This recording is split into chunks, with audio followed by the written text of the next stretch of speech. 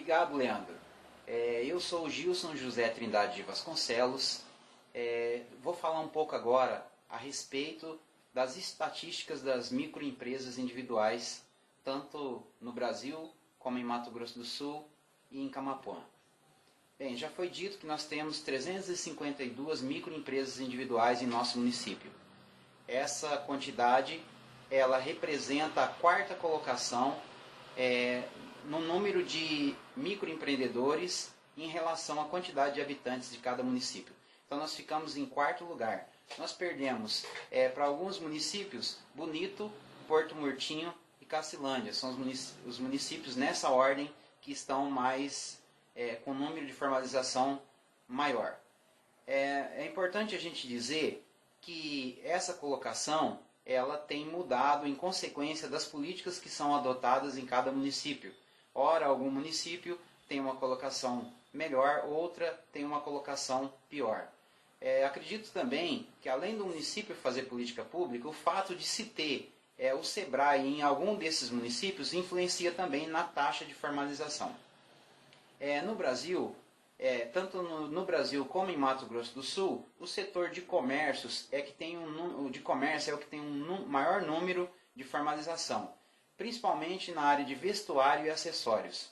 Já no nosso município, em Camapuã, nós temos na obra de alvenaria, ou seja, pedreiros que exercem essas atividades, ela ocupa o primeiro lugar, como item de maior formalização. Com relação ao sexo, na área de vestuário e acessórios, que é a obra que tem o maior impacto no Brasil e Mato Grosso do Sul, 21,7% desses empreendedores são do sexo masculino e 78,23% são do sexo feminino. Então significa que há uma distribuição onde as mulheres tenham exercido mais atividade na área de vestuários e acessórios e os homens exercem pouco essa atividade, ou quase nenhum homem tem exercido essa atividade.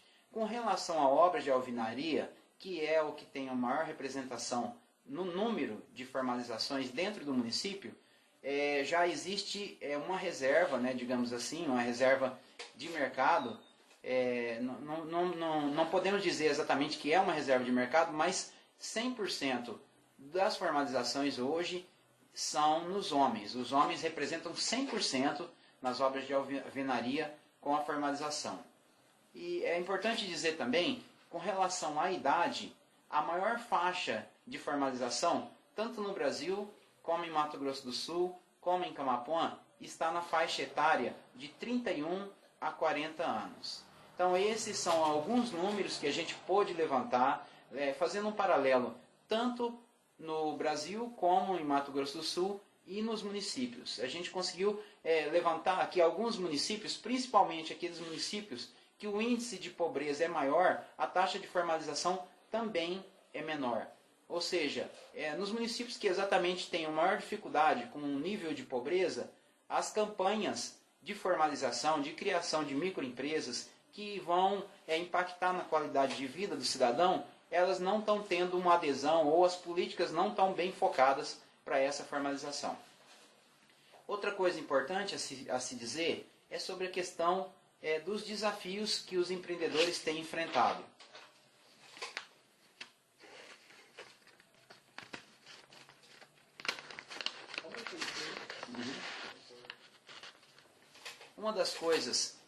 Um dos desafios que representam dificuldades para os empreendedores é com relação ao crédito, pois algumas instituições financeiras exigem que o cliente tenha no mínimo 1 ano de movimentação para ter acesso ao crédito. Outras instituições exigem que o cliente faça uma média de recurso financeiro depositado para que ela possa fornecer o crédito. Então, exatamente, precisava existir do governo, tanto do governo, principalmente das instituições públicas, um foco mais direcionado para que o crédito a esse microempreendedor fosse um crédito mais desburocratizado. Porque não adianta muito você desburocratizar a criação do negócio e você colocar obstáculos para que esse empreendedor possa ter acesso ao crédito. Outro dado interessante é com relação à inadimplência. Nós temos problemas de inadimplência e em meu município nem tanto, mas a falta de ter a ausência de um escritório do SEBRAE dificulta, na maioria dos municípios, que o empreendedor possa manter as suas taxas em dia. Acontece que o empreendedor, ao atrasar um pagamento, ele tem dificuldade para imprimir o boleto para poder pagar esse tributo que está em atraso.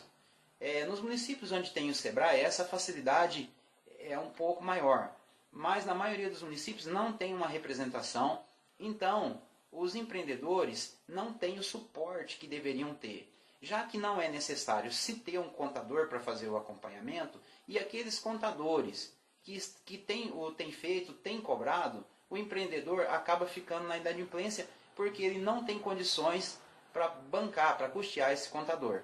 Então, a inadimplência ela pode ser causada pela simples falta de um local para fazer a impressão do boleto. Não é o caso aqui em meu município, mas em alguns municípios a gente tem detectado essa dificuldade. Além dessa questão da inadimplência, ela pode acontecer também pelo fato de que o empreendedor abre o negócio e fica esperando o crédito. Como ele não tem acesso ao crédito, ele acaba tendo dificuldades para poder tocar esse negócio. Ele não tem o capital de giro. Quando ele não tem o capital de giro, o primeiro impacto vem no tributo.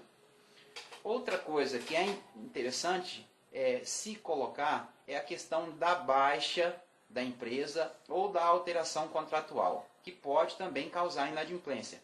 Como o empreendedor não consegue fazer a baixa da empresa, ou quando ele consegue, ele tem que pagar para o contador para que o contador possa fazer, já que o governo federal não disponibilizou a baixa online. Se nós temos a formalização online, obviamente nós precisaríamos também ter a baixa online, para que facilitasse essa baixa. A título de exemplo, no nosso estado nós pagamos em torno de R$140 só para a junta comercial, para fazer essa baixa. Então, essa baixa, nós estamos tendo dificuldade, porque esses empreendedores, eles não têm condições, muitas vezes, é difícil fazer essa baixa. Então, se o governo não disponibilizar a baixa online, dificilmente a gente vai conseguir tirar esse empreendedor da dificuldade que ele está passando. Uma alteração contratual, por exemplo, custa em torno de R$140 também. Outra coisa que deveria ser analisada pelo governo federal. Nós temos algumas incoerências também na microempresa individual. Uma delas é tanto a formalização do taxista como o mototaxista. No ato da formalização as atividades são diferentes, mas quando você formaliza no certificado de microempreendedor individual, lá aparece que o taxista e o mototaxista é uma atividade só. A atividade de mototaxista aparece como taxista. Então, o mototaxista tem dificuldade também quando ele apresenta o seu alvará à instituição financeira e apresenta o certificado de empreendedor individual. Ele diz que a atividade dele é mototaxista, mas no certificado aparece como taxista. Então, gera problemas para o empreendedor também. Nós temos outro problema que é a questão da bancarização. As dificuldades, muitas vezes, de acesso ao crédito dificulta também a bancarização, para que o empreendedor abra uma conta no banco e possa vender através de cartão também, gerar sua máquina de venda de cartão. Então, esses são alguns dos problemas. Mas as perspectivas são muito animadoras com relação ao empreendedorismo individual. Como o Leandro disse, nós temos no Brasil um alto índice de adesão. E o Brasil ele está hoje na 3ª colocação. E nós entendemos que em breve, em poucos anos, o Brasil deve ocupar a 1ª colocação como o país com o maior número de empreendedores em relação ao número de habitantes. E esses pontos são positivos. Precisam ser feitas algumas medidas para melhorar o acesso ao empreendedor individual, para oferecer um suporte maior para ele, mas entendemos que já avançamos muito, mas precisamos avançar ainda um pouco mais. Então eu quero deixar aqui registrado os agradecimentos e dizer que é um prazer ter trabalhado com microempreendedor individual, para a gente entender as dificuldades, os gargalos que existem na atividade e fazer dessa atividade uma atividade que possa oferecer ao país, além da questão da formalização do INSS, de dar uma seguridade maior para o empreendedor, também nós oferecermos para ele um suporte que vai provocar no país uma onda de investimentos que vai gerar mais emprego, que vai fortalecer o país, seja através da colaboração com o ISS, com o ICMS também, e tirar essas pessoas, né, da sombra da informalidade.